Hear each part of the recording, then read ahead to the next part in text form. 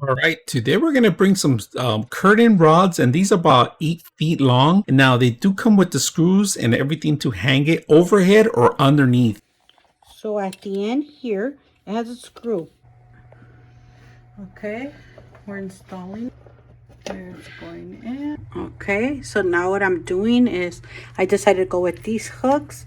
I'm moving it and I'm hooking this up right there. Easy, goes in. So at the edges, it has these end hooks so it can help you hold it from each end while you're hooking up the rest of them. And there we have them. Okay, so there we go. We have it. Here we have our TV. And let me show you.